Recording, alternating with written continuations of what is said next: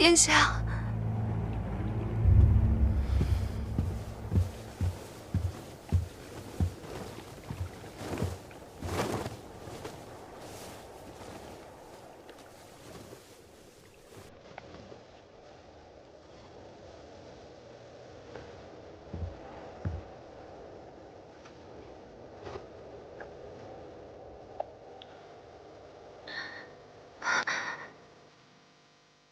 殿下，臣方才不知怎么惹得任大人生气，对我出剑。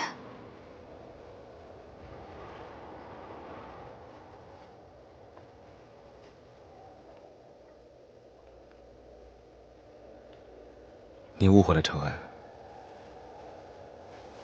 我深知任安乐的为人，他不会随意出手伤人。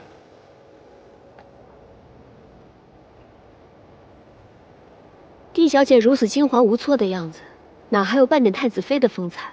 既然不行的话，就早日打道回府吧。任安乐，帝承恩是我等了10年的太子妃，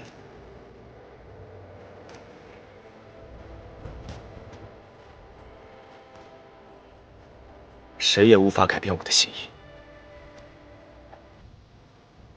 谁也不能将你轻易砍低。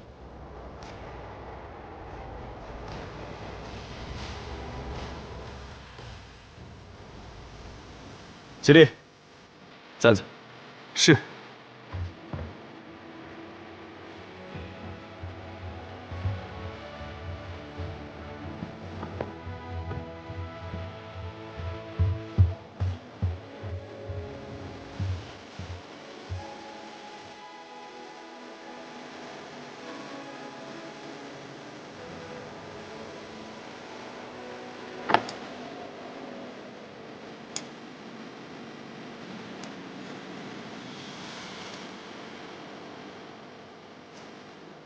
这簪子是你母亲留下的，你若是看中了谁，就当众戴在他的头上。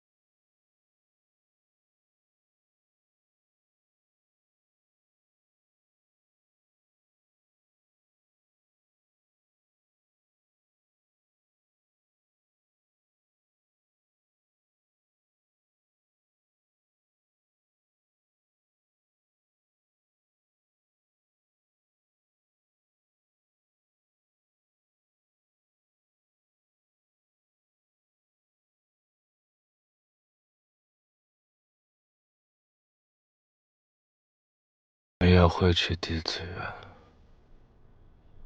他不会把太子妃之位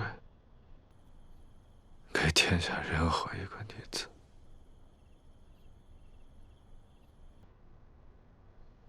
哪怕他对别人动了心。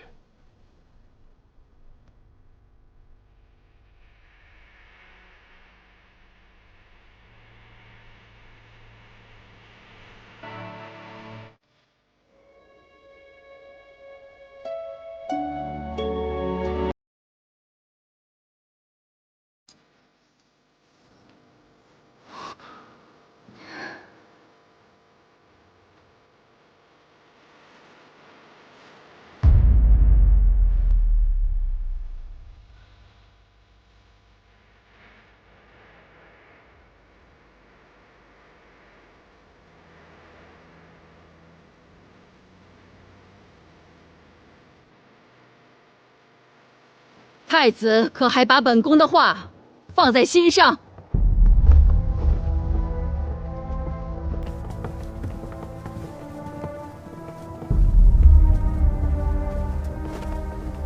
参见陛下，皇祖太后娘娘。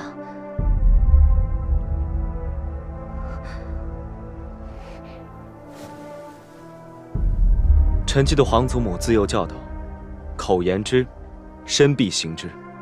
臣作为大靖储君，当做表率。臣曾说过，太子妃之位非帝承恩不可。如今便是践行诺言的时刻。你倒是还记得自己是大靖储君，那可记得她是叛贼之女？帝家之罪，与承恩无关。更何况她已经在岱山上被囚禁了10年。如今又遵循圣意改名承恩，皇祖母无论如何都不应该因当年之事迁怒于他。在我面前做小伏低，转头在这里耍弄心机，魅惑太子，好一个帝家后人！皇帝，还不快下令将这个狐媚赶出太子府！将太子妃之位许给承恩是我的意愿，也是先皇的遗诏。不知皇祖母为何要一直反对？竟然为了维护一个罪臣的后人，搬出先皇来诛哀家的心！皇帝，这就是你教出来的好太子？母后，您先消消气。朕听说帝承恩在岱山上时，每日抄写佛经，为你我祈福，而且入京后也算是乖顺恭敬，或许并不似您想的皇帝，难道你也将旧时忘得一干二净，被这个帝家女的花言巧语给蛊惑了吗？朕只是觉得太子大了，在丽妃这件事情上，他有他自己的想法，我们作为长辈，不应当过多干涉。你。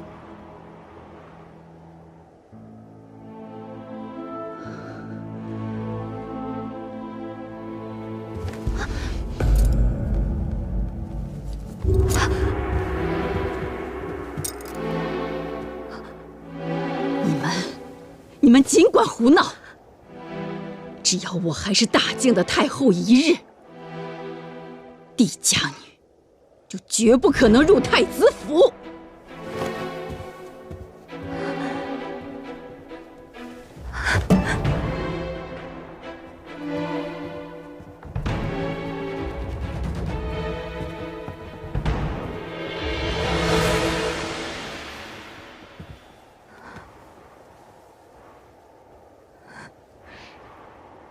不管今夜有没有结果，这场宴席都是为你而设。太子妃之位，永远都为你而留。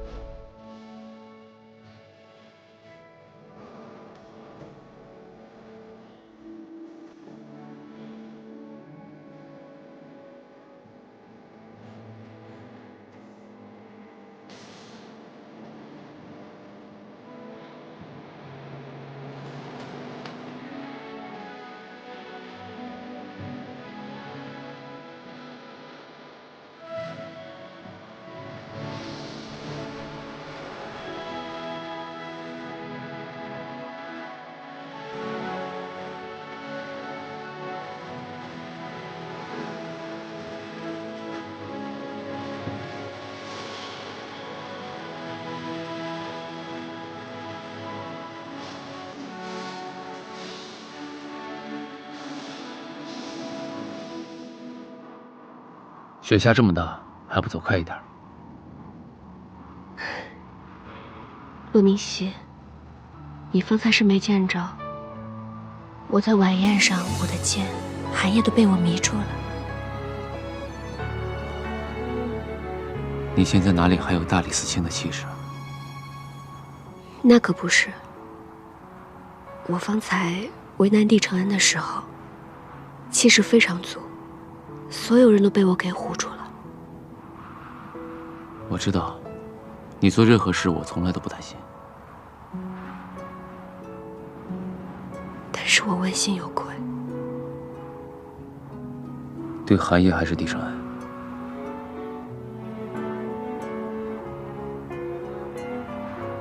对九泉之下的父亲问心有愧。寒夜拿出簪子那一刻，我竟还期待着他会将簪子别在我的发间。我到底在想什么呀？那可是韩家的簪子。子安，我相信侯爷在天之灵，他一定会理解你的苦楚。我想回侯府走一走。我陪你。不必了。有些话，我想一个人对父亲说。那也好。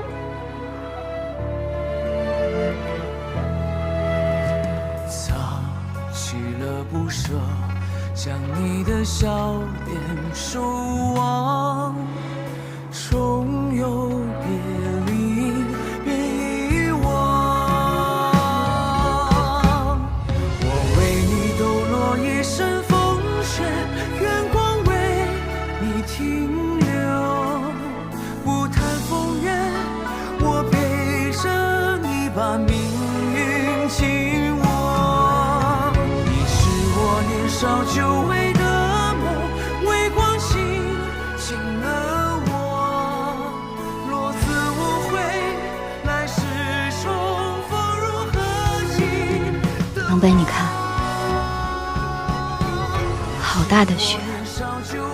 等明天醒来，整个京城都会白茫茫一片，不会留下任何痕迹。你说这雪再下得大一点，能盖住静安侯府门前的血迹吗？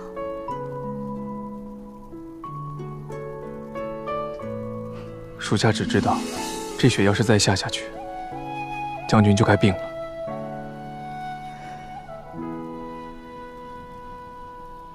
您快进屋吧。这帝家女处心积虑要嫁入韩家，一定是在筹谋如何卷土重来。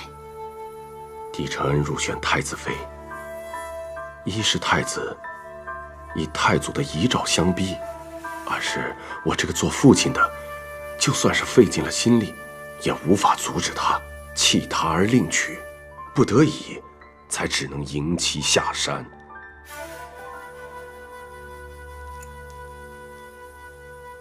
但是母亲，您放心，倘若他别有用心，我就借这个机会，让帝家彻底断后。不过，如他诚心归顺，他对我们来说大有好处。当年帝永宁畏罪自尽，无法亲口向天下众人承认帝家的狼子野心，直到如今，帝家谋逆之事也无法完全堵住悠悠众口，所以儿子才将帝家孤女送往岱山，就是想让她彻底臣服于朕，让帝家彻底臣服于朕。帝承恩入主太子妃之位，对于太子来说是先帝遗训、君子之诺，但是对于儿子来说，那是驯服帝家的筹码，是秘而不宣的缘由。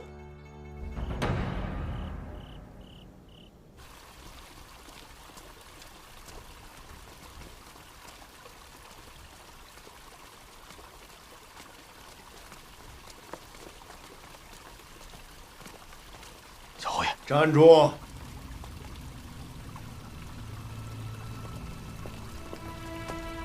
侯爷，天，你知不知道我费了多大的劲儿，才把你从流放西北换成了江南？你偷回来做什么？说呀！你是不是又闯祸了？没有，我真的没有，我就是想爹了。少来这一套！现在不说，东窗事发，没人救你。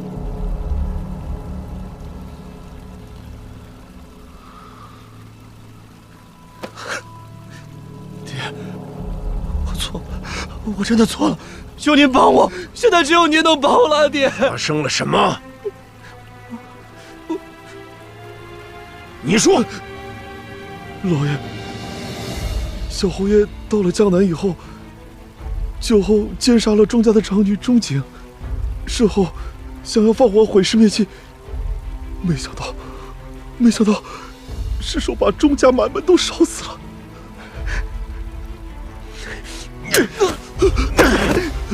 爹，求求你救救我！救救我！我只是喝醉了，一时糊涂啊！咱们全家怕都要受此牵连。老爷，你就饶了小侯爷吧。侯爷，如今瞒是瞒不过去了，不如替小侯爷找一个替罪羊。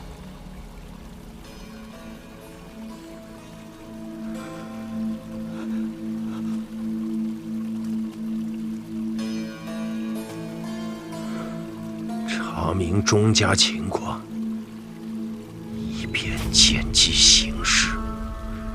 是。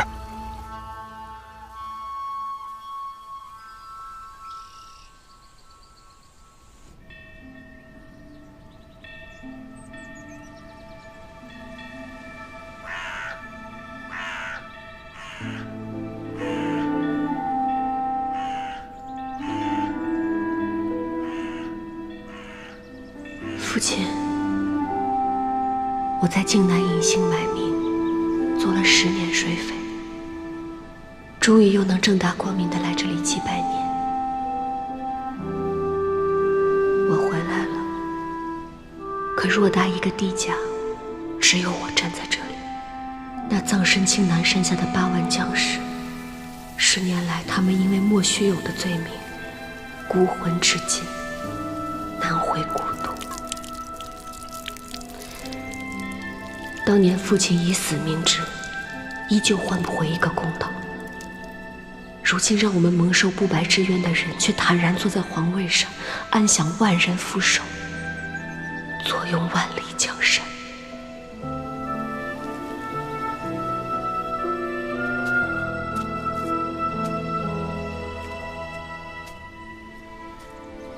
父亲，我定会还帝家一个清白，定会让韩家亲口在全天下人面前认错，让8万将士有安魂之地。女儿心如磐石，不会为任何人动摇。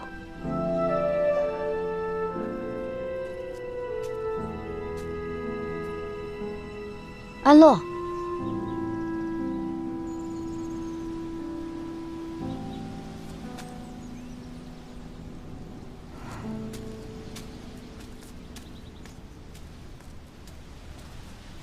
你怎么会在这里啊？听闻选妃宴那日是靖安侯的忌日，我心中颇为感慨。靖安侯可是民间的传奇，我虽未见证过他生前的风采，但今日在此祭拜，也能聊表钦佩之情。传奇？是啊，帝家军骁勇善战，却在一夜之间倾覆。靖安侯作为统帅，没想到最终自尽身亡，还惨遭全族灭门。对这其中的缘由，民间众说纷纭。我对这样的传奇最感兴趣了。英雄被迫以死明志，8万帝家将士埋骨黄沙，何其悲凉，何其惨烈！在后世却只得传奇2字寥寥概括，沦为众人茶余饭后的谈资。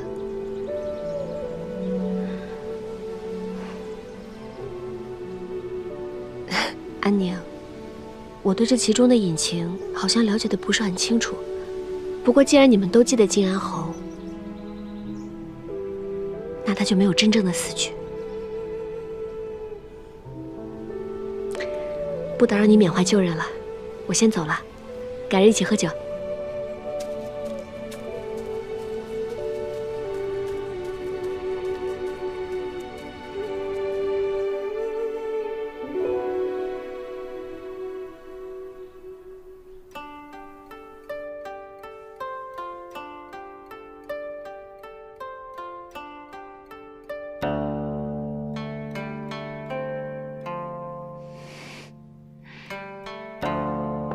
母亲，你没有看到那天晚上太子有多怜惜我，即便是太后发怒，他也要挡在我身前维护我。既然现在有太子殿下的保护，那你大可不必像以前一样谨小慎微，也是时候到靖安侯府走一趟了。我不去。虽然说我在选妃宴上得到了殿下的眷顾，却也成为了不少人的眼中钉。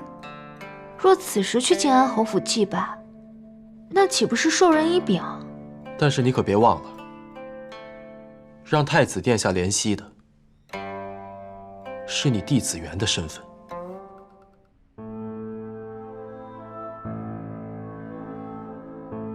可是让太后和陛下所忌讳的，也是我弟子元的身份。若我现在去靖安侯府祭拜，一定会惹怒他们的。母亲，你没有看到昨晚太后的眼神有多可怕？若不是殿下挡在我面前，她怕是要当场杀了我。可殿下还说会在侯府等着你，你若不去的话，怕是会露出破绽。我不去。在太子眼中，我不过是为了自保，他会对我更为愧疚怜惜。既然不去利大于弊，我为什么要去？我只是担心殿下会起疑。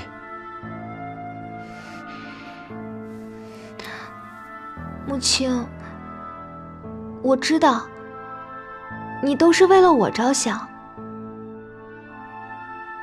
但是你没有看到昨晚太子殿下挡在我身前的眼神有多坚定。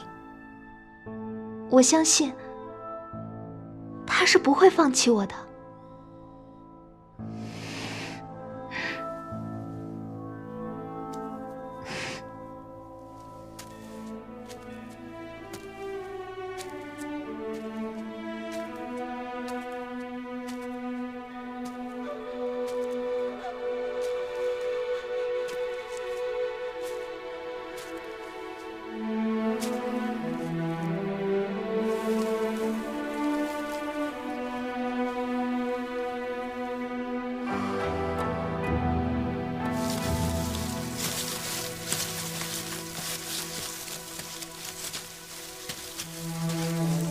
太子哥哥，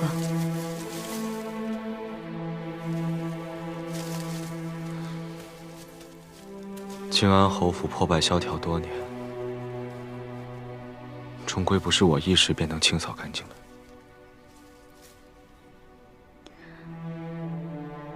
子渊没有和哥哥一起来吗？他应该是因为生病未愈，所以才无法前来吧。哥哥何必自欺欺人？你我都知道，他是明哲保身，为了坐稳太子妃之位才不来。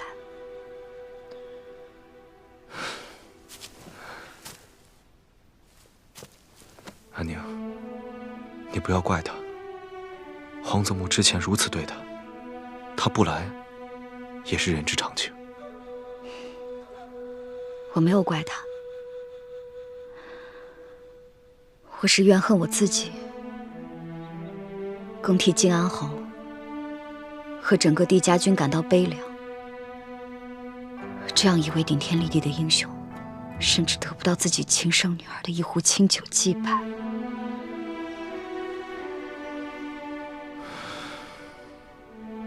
靖安侯和帝家军一样，都曾为我大靖浴血奋战，都是顶天立地的英雄。不过10年前的旧事，终归是因为帝家谋逆。安宁，你当年何其年幼，又何其无辜，这份愧疚，不应该由你来承担。我一点都不无辜，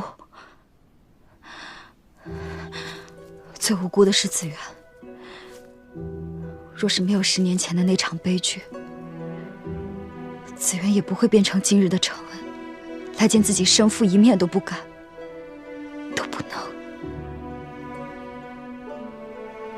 哥哥，是韩家一手毁了子渊。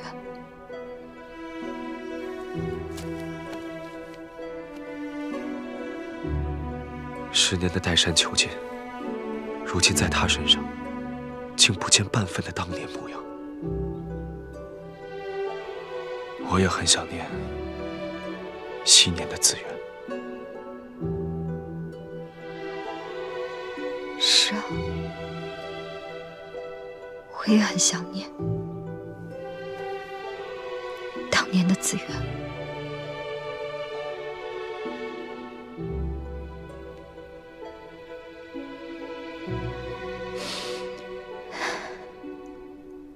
不过子渊没来，我方才碰到了另一个人。骆明熙也来了。是安乐。你可知我看到安乐的时候在想什么？我在想，若是当年子渊没有被送上岱山，他如今会不会也活得这般恣意坦荡，潇洒行走于天地间？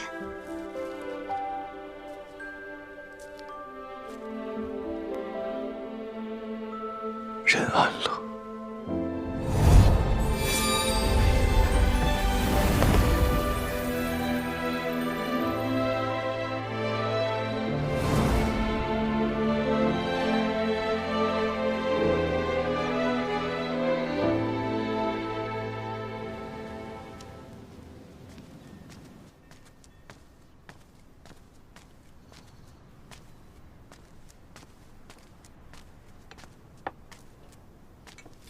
击败回来，思绪可有平静些？帝家现在如此的落魄，能够为帝家平反的只剩我一人，这样我更要心无杂念，才能够复仇成功。你说的杂念，是指寒夜吧？是。我没有办法欺骗我自己，说昨晚我所说的一切都是因为酒后胡言。寒夜，我确实是为他动心了。可是我心里也很清楚，比起儿女情长，更加重要的是帝家的8万孤魂。所以，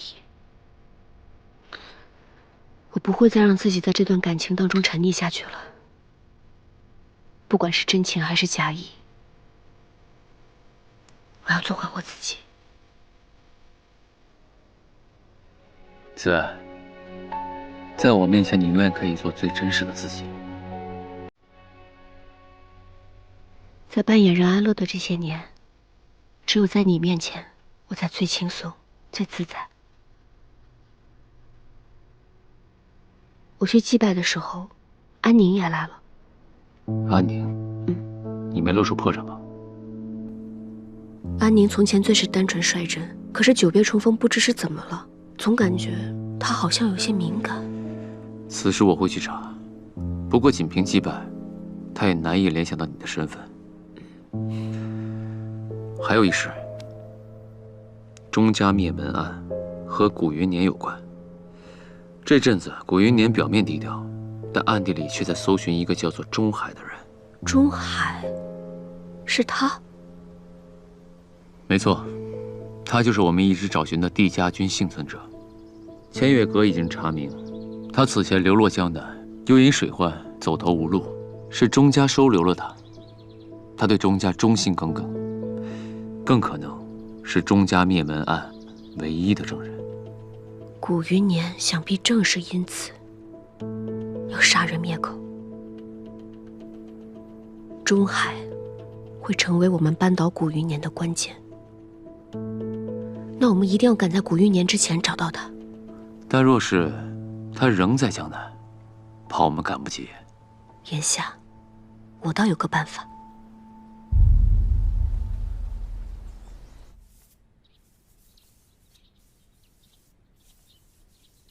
太子殿下请。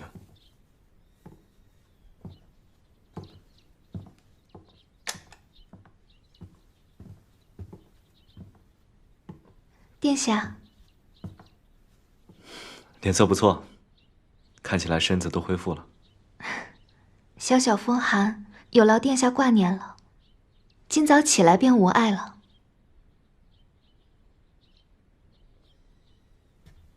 你在练字？我闲来无事的时候，写了些诗词，殿下见笑了。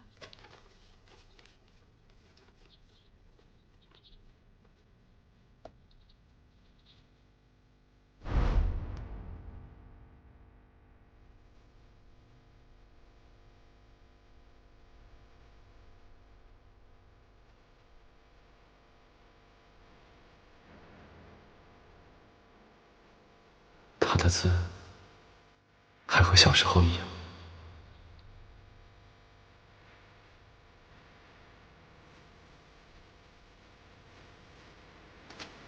还记得你以前为侯府题字，闹出了风波，为此我还被陛下训斥过，你可还记得？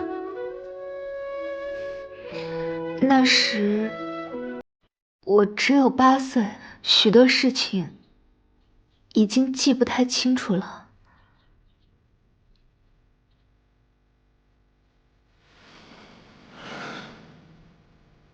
时候不早了，我该走了。殿下好不容易来一趟，不跟承恩多待一会儿吗？你病体初愈，要好好歇息。殿下，殿下啊！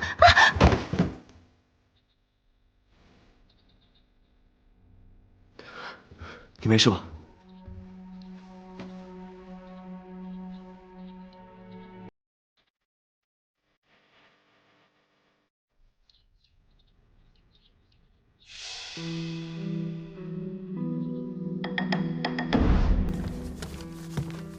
你看我写的，你帮我拿着。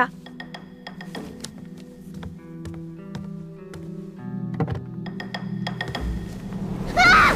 哎，子源，来，快让我看看。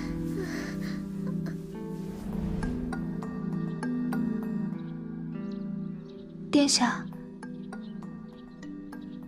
殿下，您怎么了？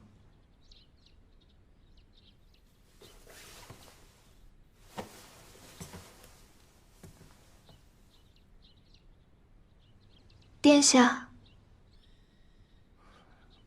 我没事，想起来我还有些公事要处理，改日再来看你。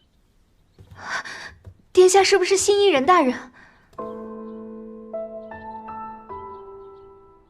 若殿下觉得有负于任大人，将来可以迎他入太子府。你想多了。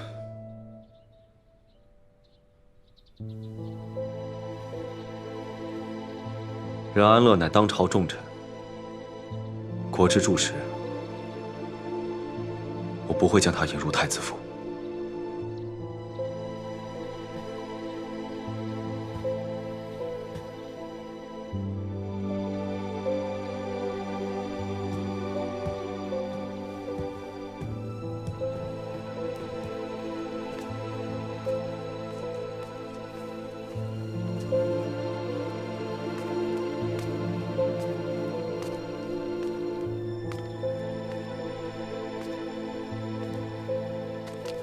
殿下，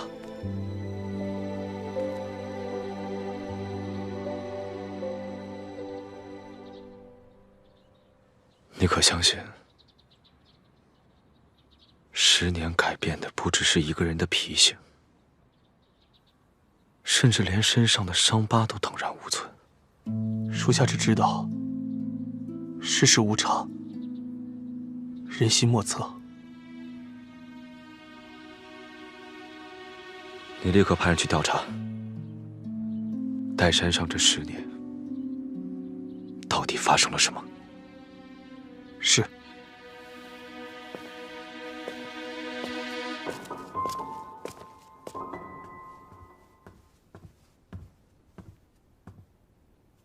殿下已经走远了。母亲，我刚才是不是露出什么破绽了？殿下的眼神刚才分明有意，是不是我不记得以前的事情，让他起疑了？谁能对10年前的事情记忆分毫不差呢？殿下会体谅你的。寒夜，能回来守约的人只有我。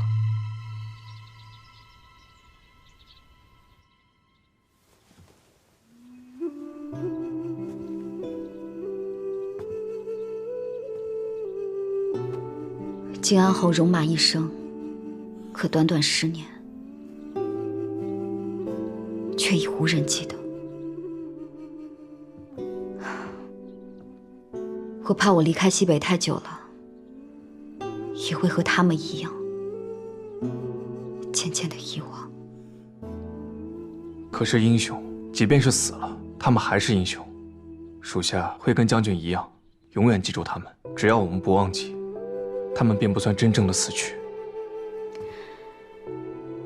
你竟和安乐说了一样的话，你相信帝家没有叛国？他们是清白的吗？帝家若非忠义之士，又怎会让将军10年都念念不忘呢？狼狈，这10年，我的心就像压了一块巨石一样，没有人可以倾诉。没想到，你竟能理解我。将军的心事，随时可以跟我说。您先去歇息一会儿吧，整理文书的事情，就交给属下来做。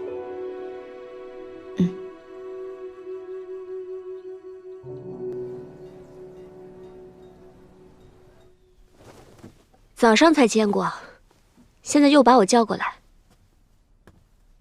你还越发记挂我了。找你过来，是有重要的事。我知道帝承恩的事，可是目前传来什么消息？帝承恩在寒夜面前露出了破绽。你还记得当年你在归恩阁题字时发生了何事？我7岁那年在归元阁题字，不小心从书房上面摔了下来，当时在肩膀处受了不轻的伤，虽是请了宫中最好的御医，但还是留下1道半寸的疤。韩仲远狠狠地训斥了韩爷，为此韩爷还在侯府照顾了我整整10天。如此说来，应该是寒夜发现了帝承恩身上没有这道疤。10年都过去了，再深的疤也会变淡，连我自己都有点不太记得。没想到他还记得很清楚。就算他记得也无妨。你既已决定和他保持距离，只要不过分靠近，他断不会发现。不错，帝承恩那边也无需刻意弥补。现在让他多一道疤，也不过是此地无银300两，引人注目罢了。